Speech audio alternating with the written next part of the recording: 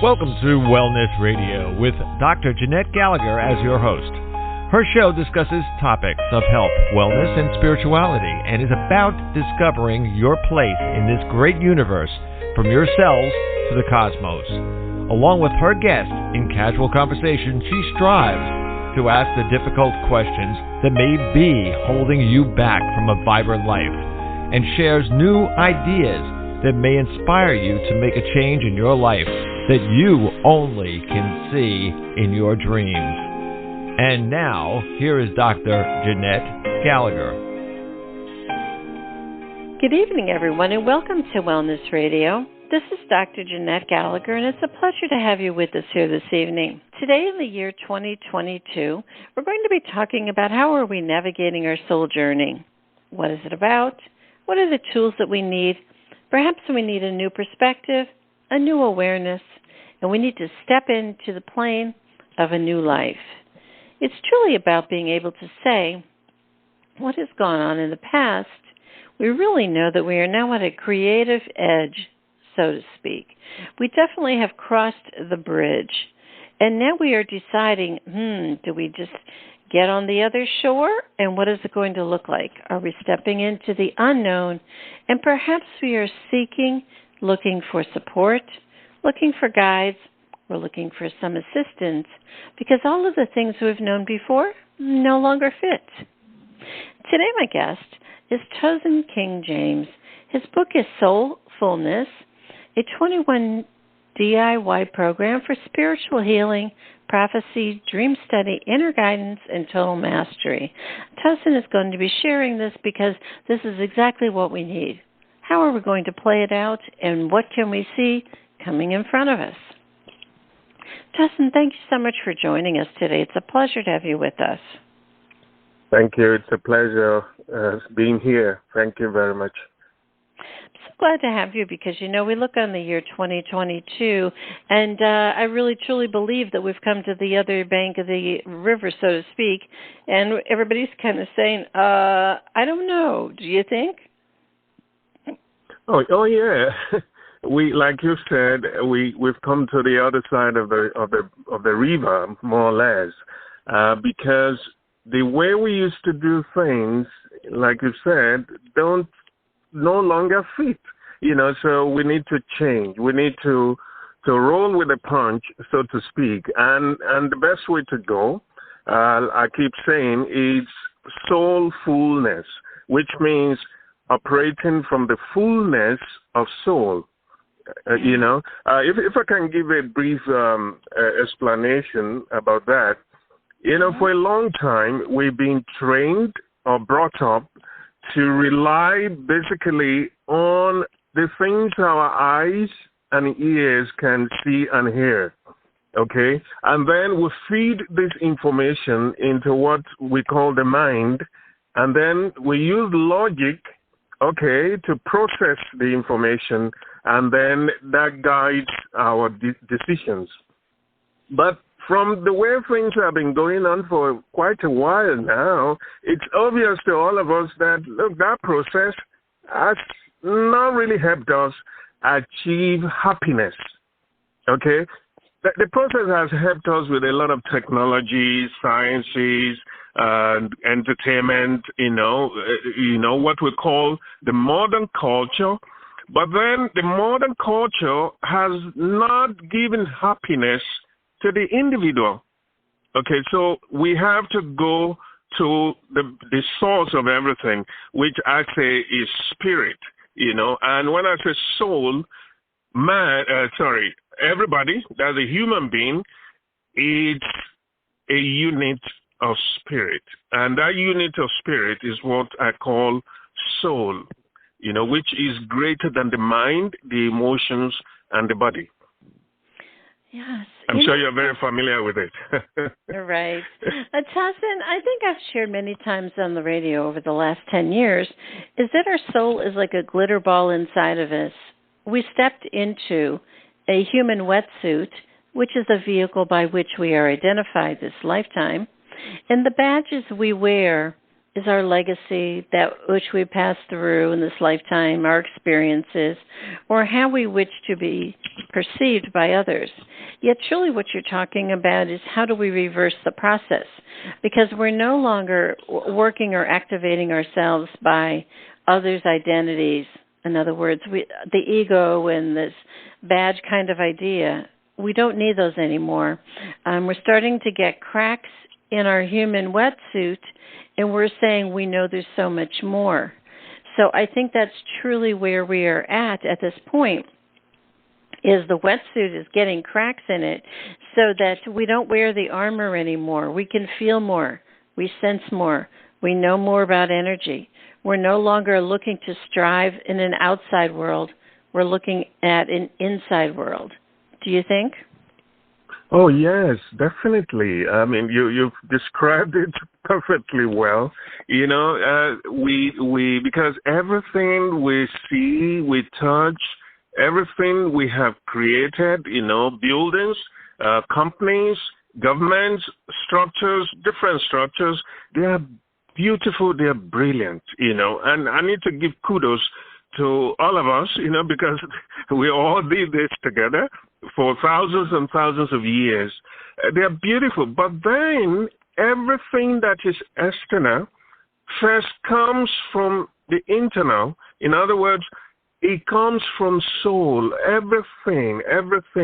You can't have any idea, okay? You can build, let's say, a structure, a car, without you having built it or imagined it within you, within yourself, you know. So if what we are saying or what we are interacting with is no longer making us happy, then that means we need to go within and reimagine.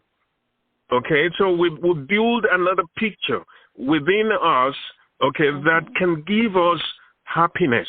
And that has to be going back to the source, just like you said, going within, going beyond the ego, okay, so that we can start operating on the realm of love, harmony, all-inclusive attitude to everything.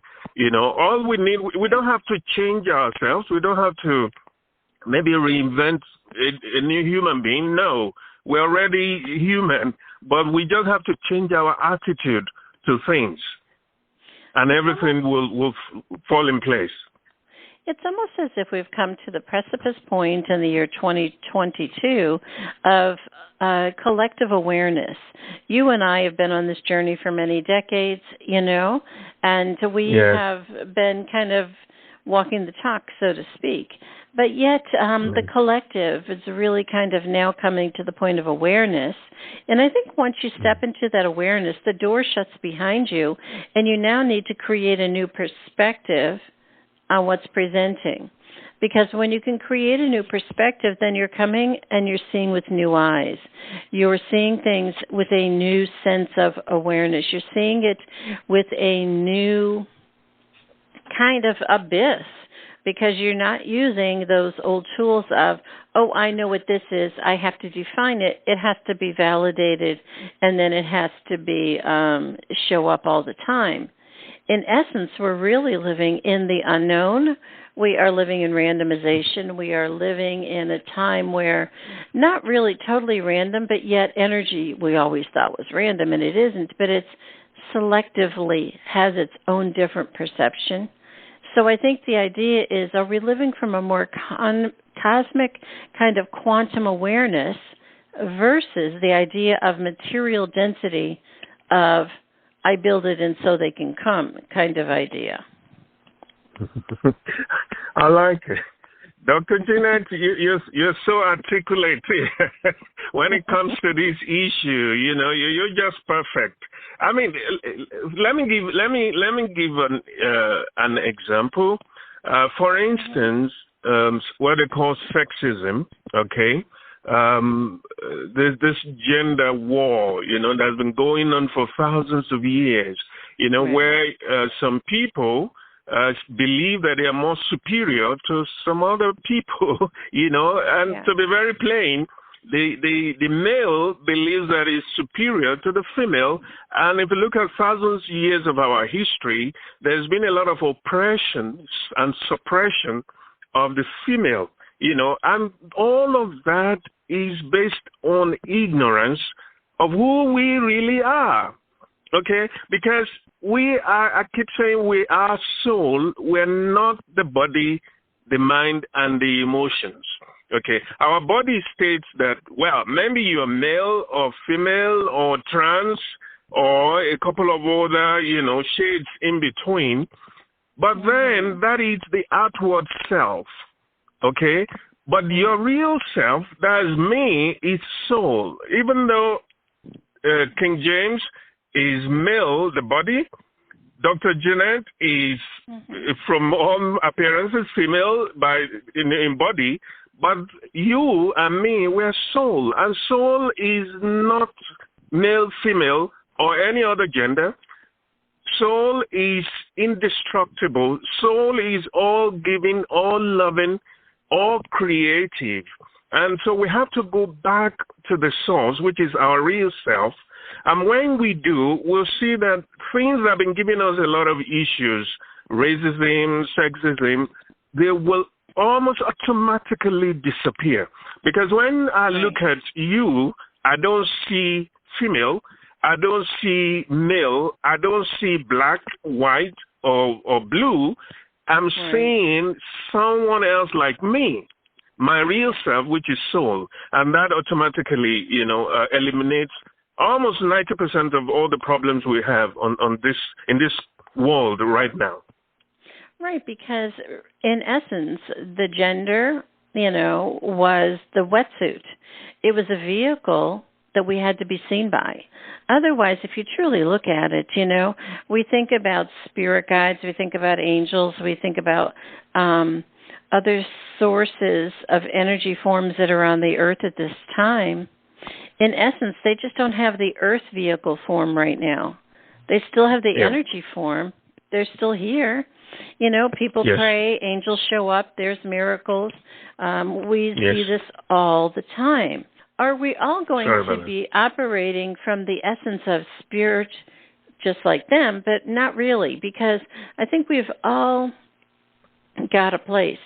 So to argue about gender is absolutely in its own perfection and time, because then that will bring more people into the collective to understand there's more to soul. But then they'll say, okay, so I get I'm soul, but I'm going to use then they flip it around again, the next step, after what you just said, Tosin. They say, okay, I'm going to use my gender that I'm presenting with to facilitate change, to help others come into perception and awareness. So I think, while we may have gotten angry with the gender, then we went to soul, and now we're saying, hey, soul, let's use this gender. How can we use it?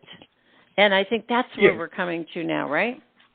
Yes. Like I said earlier, it's the attitude that needs to change. We don't need to change ourselves. We can't change the genders. That is one of the beautiful blessings of nature, okay? That we have variety, we have diversity, it makes it beautiful. But then, let me quote, there's one Irish saying. It says, no one is better than me, and I'm not better than anyone. Okay? And that, for me, rings a bell all the time. When I'm relating with anybody, whatever it is, their appearance, gender or race or whatever, I'm operating from that perspective that, look, this person I'm looking at or I'm relating with, it's exactly it's like my mirror. Okay? It's exactly me in another form. So I must show love, because if I'm treating myself or taking decisions that have to affect me, I'm going to take those decisions with the utmost love possible, with due consideration, with kindness, with forgiveness, So if I can do that to myself, it means that this person standing in front of me is my mirror, and I must be able to treat them with utmost love, respect. So that is the attitude that needs to change. We're not going to eliminate gender because that is what nature has blessed us with. We're not going to eliminate races, in terms of colors of skin. That is some of the beautiful things that nature has blessed us with. We're not going to eliminate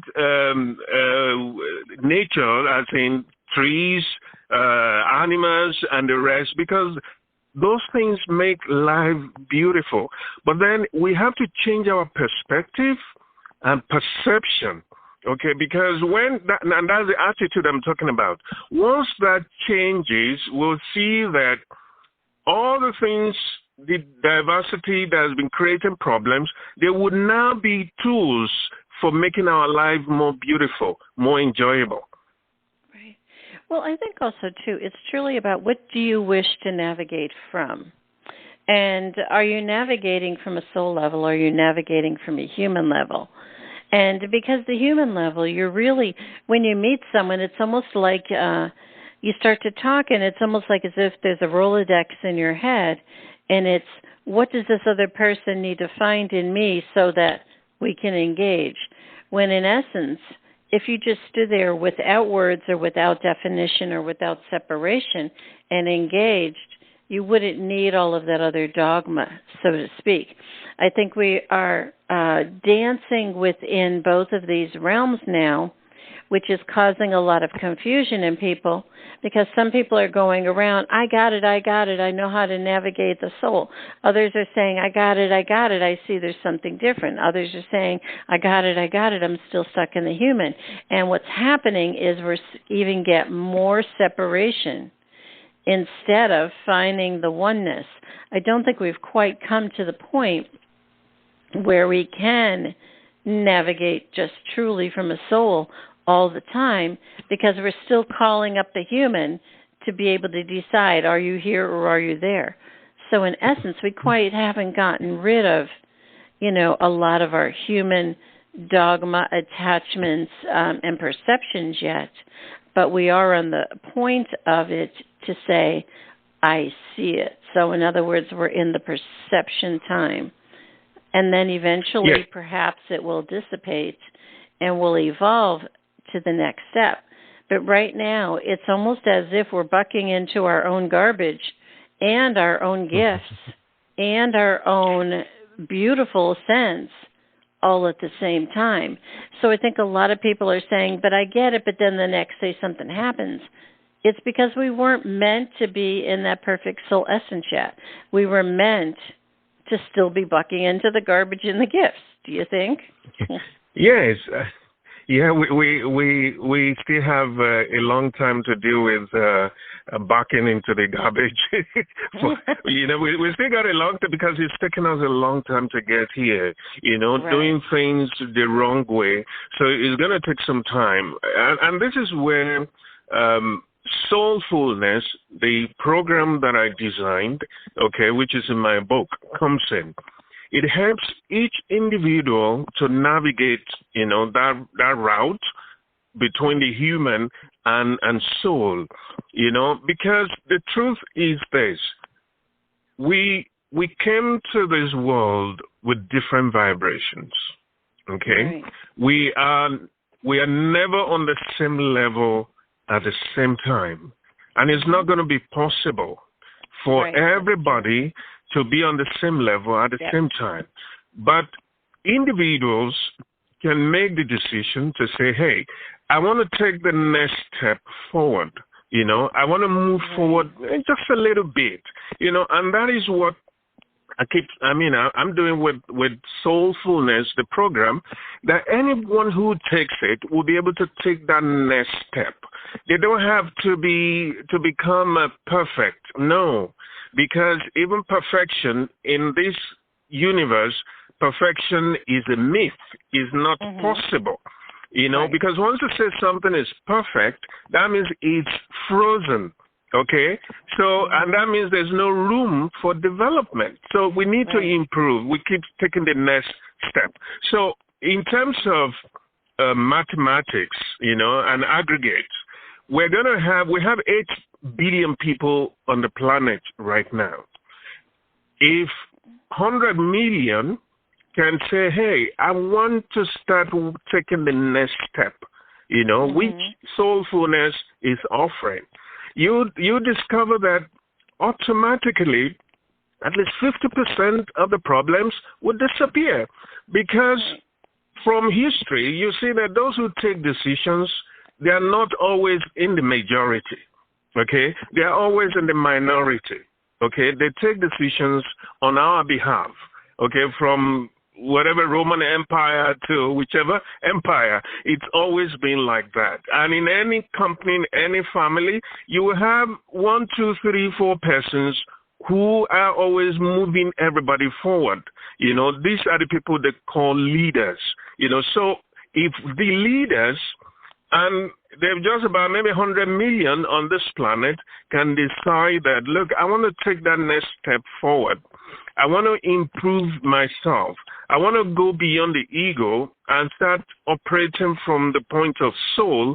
Even if it's just 20 minutes in a day, you discover that things will change dramatically, and it's going to be for the better. I think you also talk about, Tosin, cleaning up your physical area, cleaning up your mind, cleaning up your body, cleaning up a lot of things, and I think that really is, just as we said before, you're bumping into a lot of garbage, because a lot of people are starting to clean things up. And we're finding that things are kind of accumulating, and it's feeling a little harder to navigate. But if you think about it, it's just like a woman with a purse. I mean, if you look back at purses, they got really expensive in the early 2000s, and they got bigger. Women started carrying all this stuff in them. Then men started carrying bags, too, with all this stuff in them. Then you turn around, look at the last few years. We didn't carry any bags. People said, I don't have the need. I don't have the requirement that I have to facilitate or walk in that space and time again. So people are saying, so what can I create going forward? It makes a huge difference once you start noticing that, because we are going to expel all of this stuff that we've accumulated. And it is a little bit difficult. A lot of people get very sick, when they start expelling things. They start cleaning up their body. It's sort of like the sewer's been plugged, and it takes a little while to get things to move again. But once you can start getting it moving again, then the collective starts moving it. So I think we're at the point, too, of how can we contribute to moving things successfully, helping others shapeshift their space and time, and also, too, to be in awareness of not creating more of the similar items. Yes, I love the metaphor, the purse and the bag. It's so beautiful, because it says it all. Because what we've been doing is picking up things and we're carrying them along with us. Especially because the society that we have created, believes that the bigger the things you carry, the happier you're going to be. But in the last 2 years, we've seen that, look, everything can just go crazy, no matter how much you lay claim to, does not necessarily mean you're going to survive. It does not mean you are going to be happy, So we're learning as a unit, as a group of people, to start letting go of things. But like what you said, it's not really easy, when people want to clean up, like I mentioned in the book, you need to clean the physical body, the emotional body, the mental body. When you start cleaning, there will be changes, and some of them could be drastic, okay?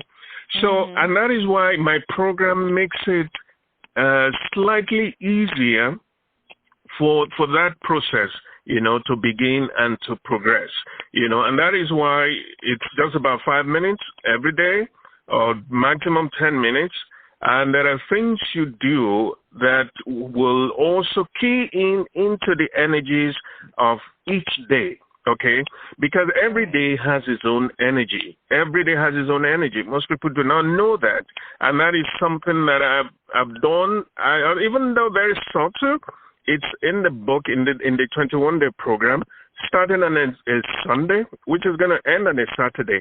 Every day, the beats that you do every day keys into the energy of that day so that you will be able to maximize your own energy. We need to be very, very kind, okay, to ourselves, because life as we know it now is not how it was 10,000 years ago, or 5,000 years ago, or 2,000, or 100, even 100 years ago.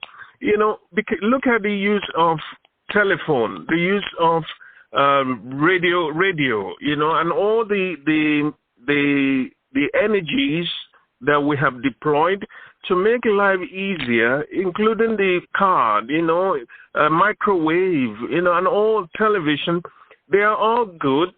They've been able to speed up things, but all of them are energies, and they have a way of disturbing the natural flow of the individual.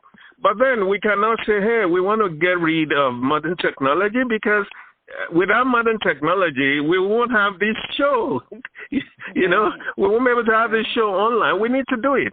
So, however, there are things that we can do energetically to help realign the bodies, both the physical, emotional, and mental body with soul. And that is what I've done after almost 50 years of practicing these things.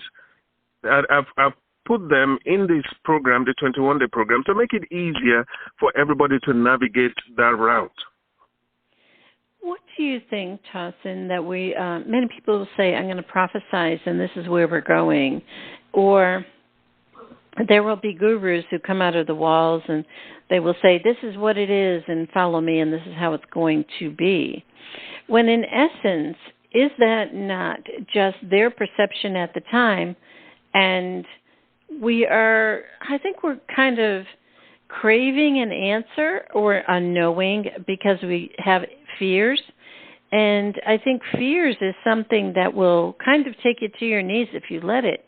But if you use it as a co-pilot, it might take you on a different journey. Do you think? Yeah, I agree with you. Many people, when we say prophecy, we all have different abilities, ability to know things, see the future, and the rest. Yes. But I personally, because of my training and experience, I tried not to get too interested in people giving a blanket, kind of prophecy which applies to everybody. Yeah, because we are all individuals and we have different vibrations, like I said, and we also have different goals and missions on this planet right now. Mm-hmm. So what I do, I tell people is, do your own prophecy. Prophesy for yourself, and how to do it is in my book, that when you do this program, you can know the things that you need to do, the next stage, the next step you need to take, whether it's today, tomorrow, the next minute, next year, 10 years from now, because we have access to these things in soul. For example, through dreams, you can know a lot of things about yourself that may be hidden when you are awake. You may not be able to see it. And these things have direct a relationship with you, with your development, with the problems you're having or challenges you're going through. If you can study your dreams, and I've made it very easy to do in the program, you will be able to tap into some other resources that are latent within you.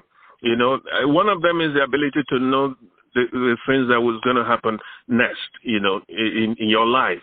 Because soul, which is our true self, actually has the privilege of a 360 degree viewpoint of everything, But when we are in the human self, this knowledge or awareness becomes limited, So if we can transit from the human to the soul level, like I said, even if it's 5-10 minutes a day, we'll be able to take advantage of these resources that are hidden, okay? But they are all within us. They're not outside of us. They are actually all within us.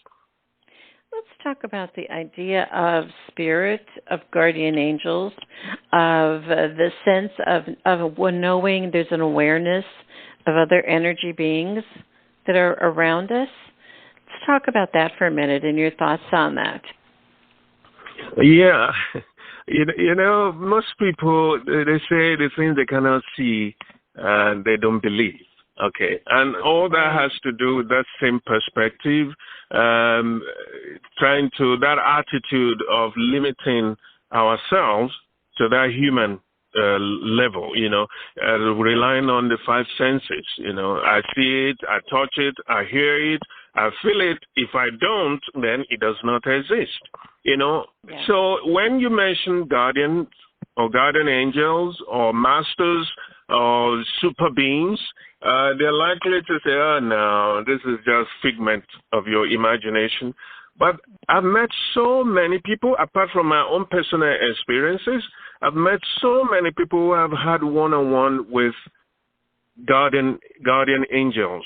These are beings, or whatever it is we want to call them, whose mission or responsibility it is to guide us, to help us navigate this journey on earth.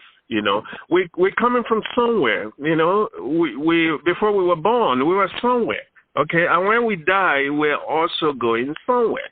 So, and we did not come here just to be alone by ourselves. We're here, and before we even came, help, in form of guardians, has already been in place. So what I do is to show people the techniques to use to be able to gain some kind of rapport with your personal guardian, angel. If, saying guardian angel is like a religious term, because in the West, most people, due to religion, they know when you say guardian angel, they know it. If you go to the eastern part of the world, they don't use guardian angel, they use other terms. But all of them, if you go to Africa, they don't say guardian angels, but they know that there are super beings who help and guide each and every one of us. So everybody, like I said in my program, which is in the book, has access to that. You can take advantage of it if you wish. And just like I've done, it has helped me, to get to this point in my life. Yeah. Let's take a break for a moment, and we will be right back. Today we discuss many life-changing concepts. Who do you turn to, and how do you know what is best when faced with a health crisis? Dr. Jeanette is a patient advocate.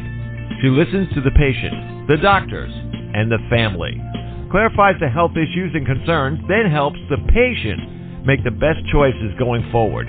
If you would like help implementing change into your life and health, we can talk and see where you are stuck and how to improve the quality of your life. Check the link on the bottom of today's show page or visit dr.jeanette-gallagher.com to schedule a phone appointment today.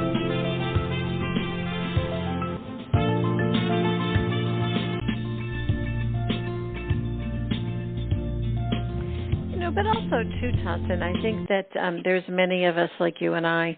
I know for myself, guardian angels, I didn't think of anything as outside of myself because I believed that I am, the I am, the kind of energy that we're talking about. So I didn't see that, a lot of times people will say a guardian angel needs to look like an angel. Do they have blonde hair? Do they walk?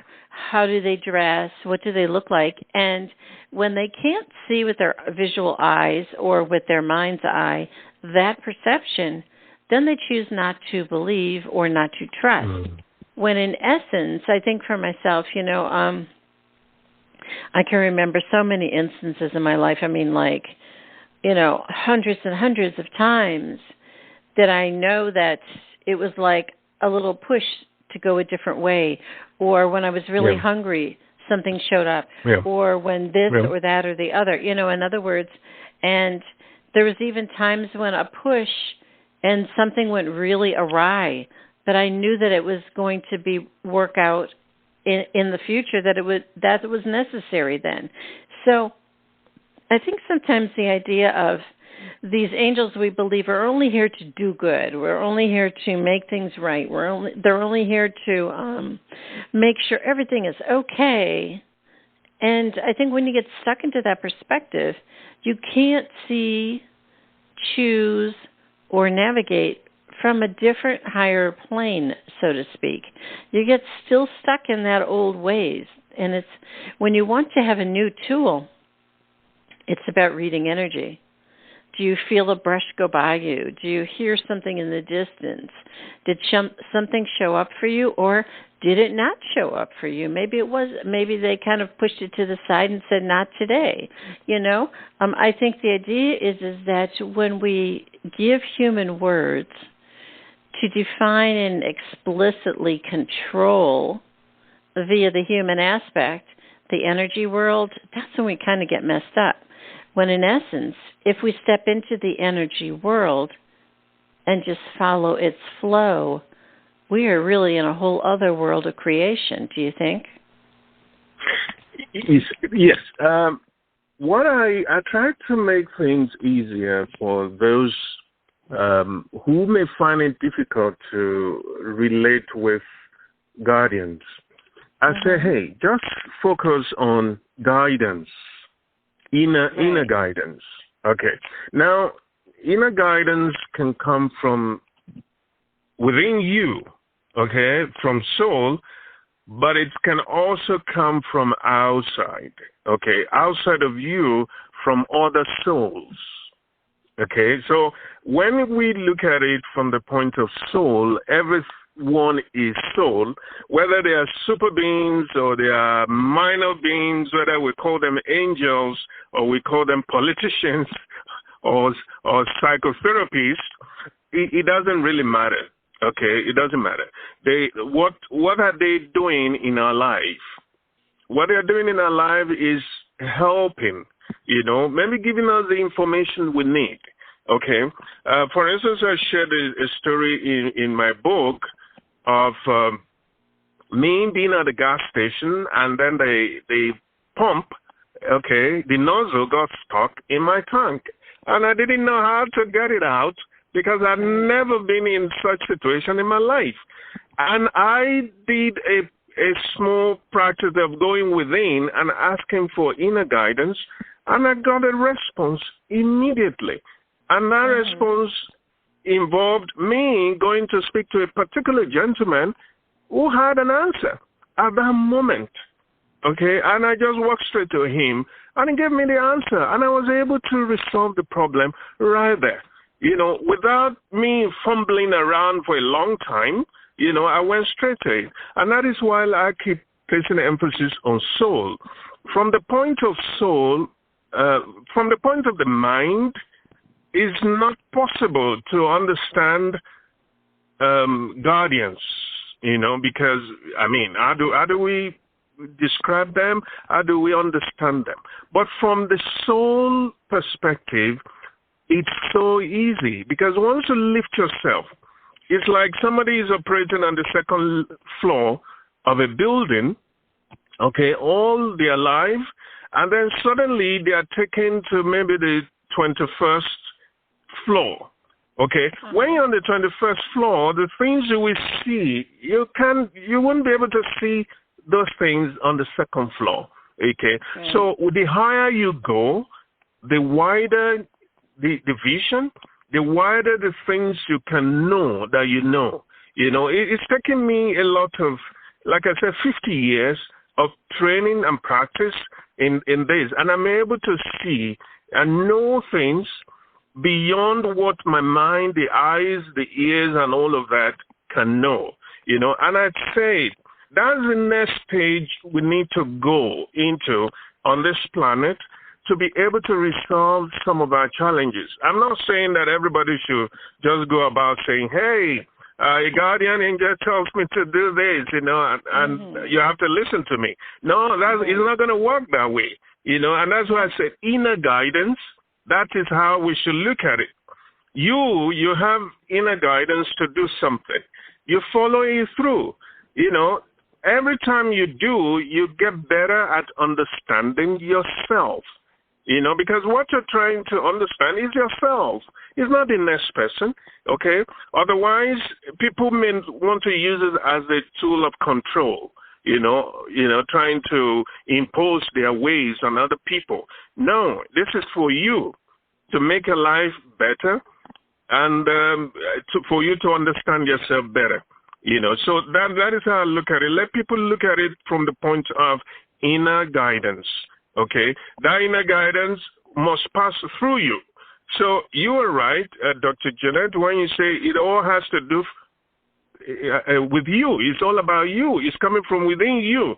Okay, so for instance, maybe I'm speaking on a phone. Many people can call me on their phone. I can store information on the phone. Okay, so it's all going to pass through the phone to me. Okay, then I can now choose what I want to do with the information that I'm receiving from the phone. So this is how it works with soul. Okay, there are guardians, there are energies, there are higher beings. They are ready to be of assistance, but it must all come through you, and you will decide what you want. And it's not about you saying, just like we said earlier, someone say, hey, there's this prophecy of this is what's going to happen, this is what's going to happen, and then you now try to impose it on the next person. No. Anything you see, keep it to yourself and use it to make your life better. Absolutely. Well, Tosin, let's talk about, in closing, about faith, gratitude, and thanks. Because regardless of where we are at this moment in time, where we're going, how we choose to navigate, it's all about, having faith in our next breath. It's also about being thankful for where we are today. And it's also having the belief that it's all going to be A-okay. Yes? Yes, definitely. The first people who tried my program, the 21-day program, Soul-Fullness, they noticed that, hey, there's a lot of gratitude, faith, being thankful there. And they say, hey, how's this so exceptional? How's this extraordinary? I said, no, it's not extraordinary. The most important things are the things that we believe they are ordinary, but they're so important, okay? If we've been so ungrateful, okay, most times when we complain about things is because we're not grateful about where we are and who we are. And we need to change attitude. Like I said, we're not changing ourselves, but we just need to change our attitude to things. And we'll begin to see that, hey, life is more beautiful than we've ever thought, than we thought it was. Right. There is no problem in the world that actually, there is no lack. There is no, because there's enough for everybody. If we just change our attitude, there is enough for me if I change my attitude. If I know that, hey, where I am, I'm grateful for getting here. Like I said at the beginning, it's taken us thousands of years to get here.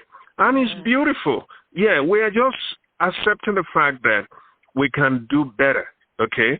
So gratitude, having faith in soul or our real self, knowing that it's all good, It's all going to be good, even if it is not right now. You know, like I said in one of my videos, I said, life always wants you to win. You know, life is not against you. Nature is not against us. But we are the ones, because of our maybe greed and our wrong ambitions, we go against nature, we go against our neighbors, we go against everything. And that creates problem for us. So if we can go back to the ordinary things like gratitude, faith, then we'll realize how extraordinary those things really are. Because energetically, they help to open our channels, which some people call chakras, to greater flow of what some people call love or creative energy. So once that helps us to be in harmony with ourselves, and when you are in harmony with yourself, fear, anger, ingratitude, and all those things that stand in our way would disappear. And then we'll be able to function better. I think, Tosin, what we've talked about today is how we got to the other side of the bank of the river, and we're kind of looking around in wonderment. So I think what you and I shared today is what that wonderment might be, how we could feel our feet on the ground, and how we can turn to each other and say, let's just join together. Because I think sometimes when people get on this plane, they start to point out what's wrong in other people. You're not there yet. You didn't figure it out yet. Here, let me show you how to fix yourself. When in essence, we truly want to welcome and be with everyone wherever they are, regardless. Because that's really how we're going to be able to, I think, get to the next space and time. Do you think? Oh, definitely, Dr. Jeanette. There is nothing to fix in the next person. No. Yeah, no. In fact, in us, there's really nothing to fix. The only thing to fix is change of attitude. We just change our attitude. You know, everything is beautiful. If we could just change the attitude to be able to see it. Instead of seeing problems, instead of seeing things to complain about, instead of saying things we believe are not perfect, instead of expecting the other person to make us happy, okay, we realize that, look, this moment is beautiful. This life is beautiful. Where we are going is where we are. Okay, so if you are not running or rushing to anywhere, if you realize that everything you will ever need, all the love that you will ever need is actually within you, here and now, you're not going to blame anybody. You're not going to start looking for a way to fix anybody, okay? All you have to do is to accept that this is beautiful. The other person is beautiful the way they are. You're not going to change them, you know, because all you've done is change your own attitude instead of expecting. Now you accept. You accept the beauty of this moment instead of thinking that, oh, maybe next year is going to be better. Maybe somewhere on another planet is going to be more beautiful. I will be happier. Oh, maybe if I can make more money, oh, I will have happiness.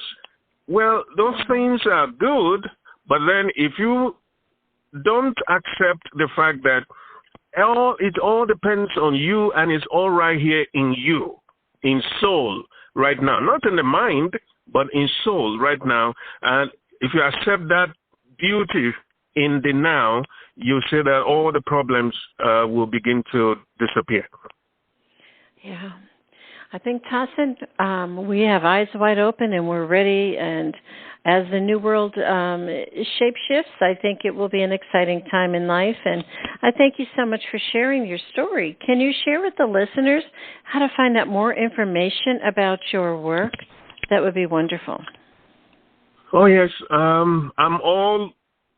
have a website, www.tosinkingjames.com. That's TOSINKINGJAMES.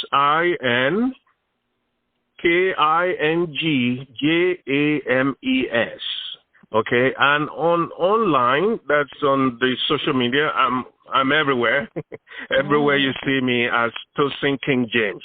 TOSINKINGJAMES. So you can find me there, and then my books all over, on all platforms. They're there. Just search and you'll find them. You can reach out to me. Like I said, we're here for one another. We're here to make life easier and better for one another. Absolutely. It was such a pleasure to have you with us to share today and to be able to just light up the world around us. Thank you so much for joining us. Thank you, Dr. Jeanette. Especially, I am so happy to hear your words of wisdom. You're a very wise soul. Thank you very much. If you'd like to find out more information about Tosin King James, again, the book is Soul-Fullness, a 21-day DIY program for spiritual healing, prophecy, dream study, inner guidance, and total mastery. Please do click on the link on the bottom of today's show page to go directly to his website for more information. And it is about being able to say, I don't know. I'm feeling, I'm sensing, I'm open, I'm aware, I'm excited, I'm ready. What's coming forward? And you just sit in awareness and you just go, oh my gosh, I'm just going to sit here and breathe. I'm going to open up the window. I'm going to look outside. I'm going to see things with different eyes. What kind of wonderment can we have? No matter what we are facing in life as a challenge, no matter where we are in the decades of our lives, be it at the beginning, middle, or end, or all the challenges that seem to take us out. Open up, see with eyes wide open, and just be able to say, this too shall pass, and we are all one. Thank you so much for joining us today. This is Dr. Jeanette-Gallagher, and until tomorrow, have a great day. Today we discussed many life-changing concepts. Who do you turn to, and how do you know what is best when faced with a health crisis? Dr. Jeanette is a patient advocate. She listens to the patient, the doctors, and the family, clarifies the health issues and concerns, then helps the patient make the best choices going forward. If you would like help implementing change into your life and health, we can talk and see where you are stuck and how to improve the quality of your life. Check the link on the bottom of today's show page or visit dr.jeanette-gallagher.com to schedule a phone appointment today.